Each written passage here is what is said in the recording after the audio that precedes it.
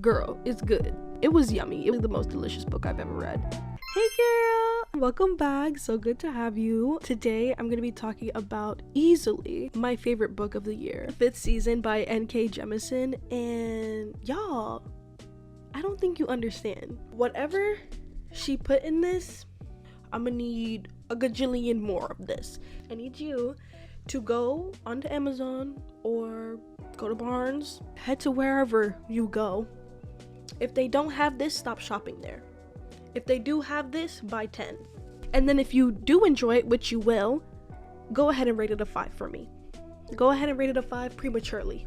I just wanted to talk a little bit about the 5th season and why I enjoyed it so much and what separates it from other books. And I don't know if it's a deep dive per se, but I will say that it is.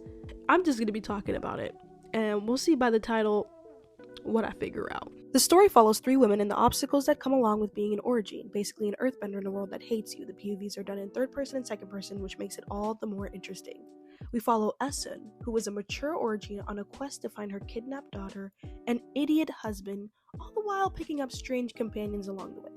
We also follow Cyanide as a young origin woman as she's climbing the ranks of the Fulcrum, basically an earthbender university, and the struggles that entails, as she's tasked with being mentored by half insane but very powerful origin. And then we get the POV of Demaya, a little girl who has just been discovered as an origin, and the upheaval of her childhood and her journey on the road to the Fulcrum and her start of training at the Fulcrum.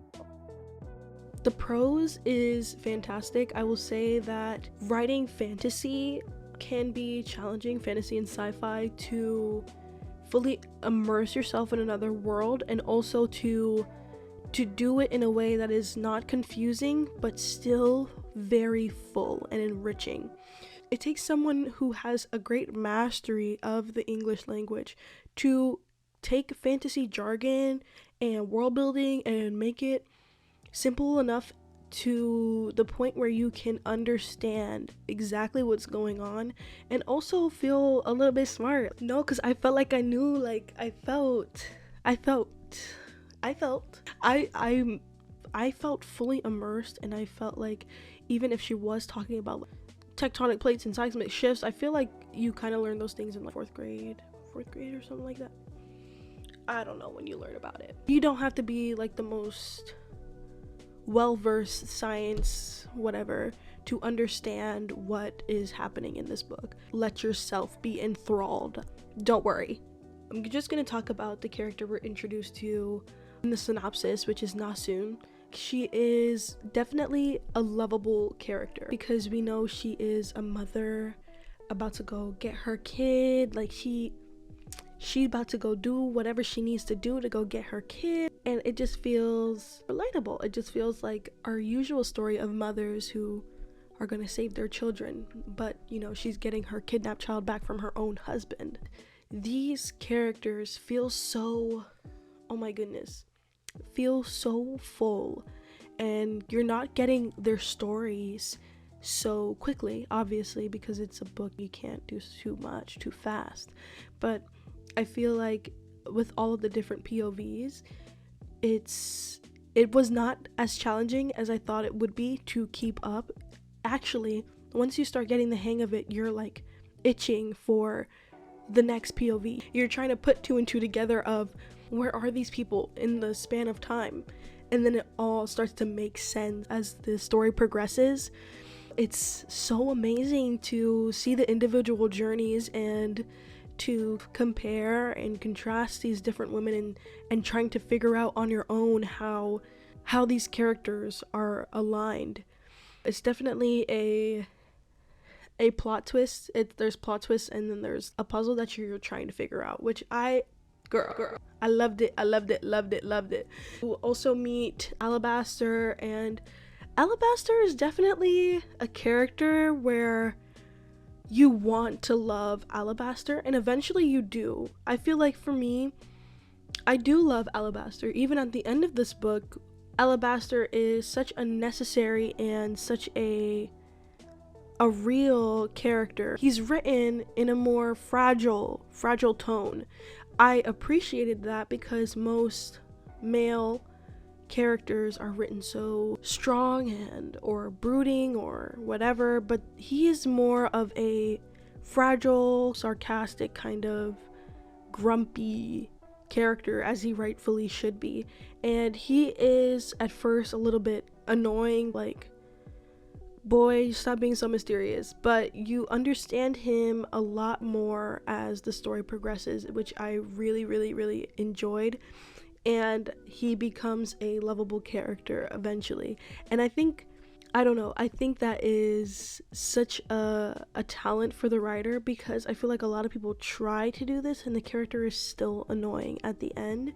But Alabaster is so fully fleshed out that you feel he was not being annoying. He was simply trying to survive in a world where he knew what the guardians were doing wrong.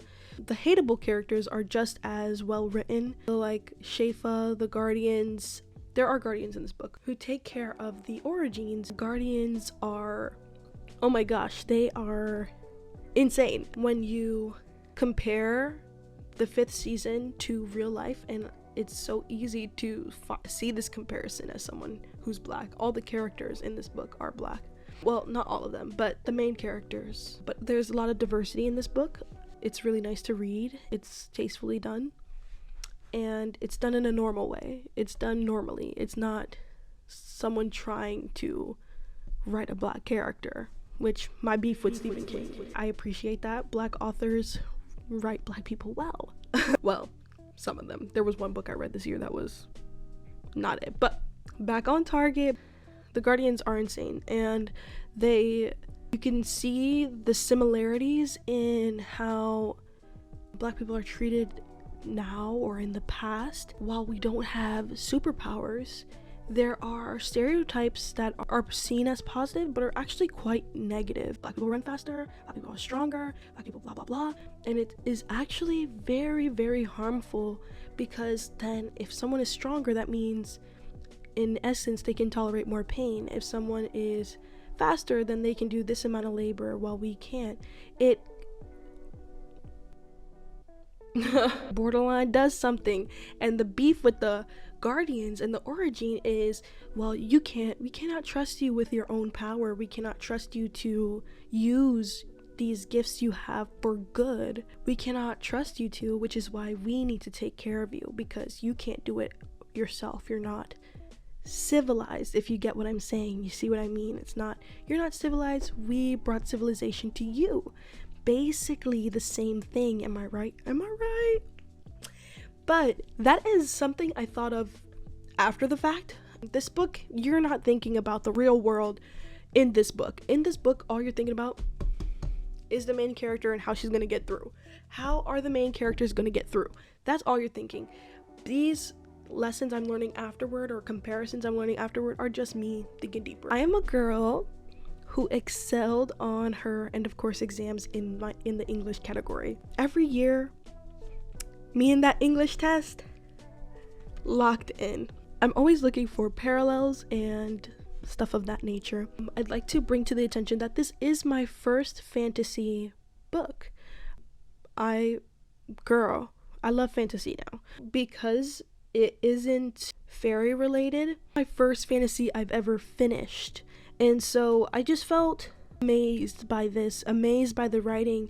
And so naturally, I decided to go on TikTok and look at fan casts. I looked at all of that stuff to see like what people were saying in reviews. And a lot of people who read fantasy were saying this is the most well-written book, not fantasy, most well-written book they've ever read, most unique book they've ever read.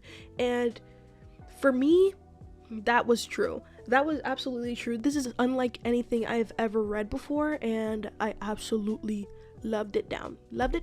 Yeah, I feel like it was just so gorgina. Like, I don't know what else to say. Now I'm going to share a few of the quotes that I really enjoyed from the book.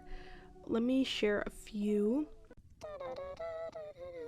When I do highlights, it's not only things that I enjoy, it's also sentence structure that I really appreciate and wish that I could emulate. And so I usually take those sentences and try to rewrite them and see if there's a way that I could use them to influence the way that I write. I really love small bits of humanity in writing, and I like personality.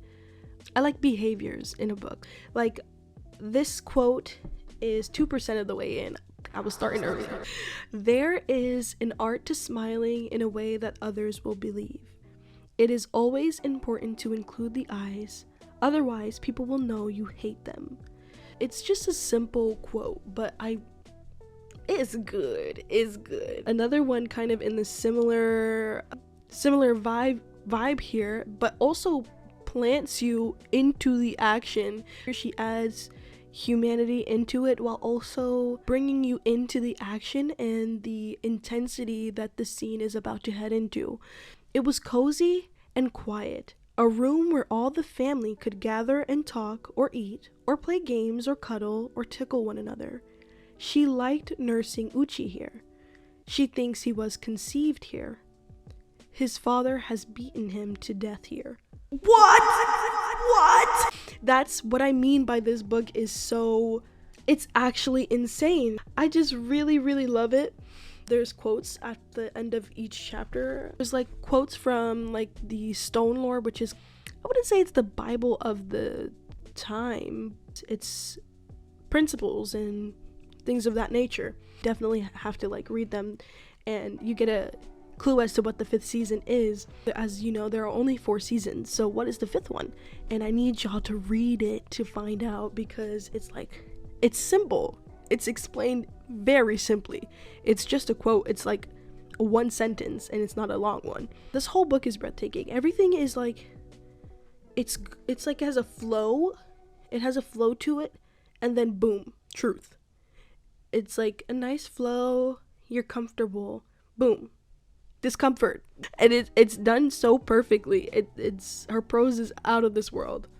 Overall, the 5th season is truly a lovely and invigorating read.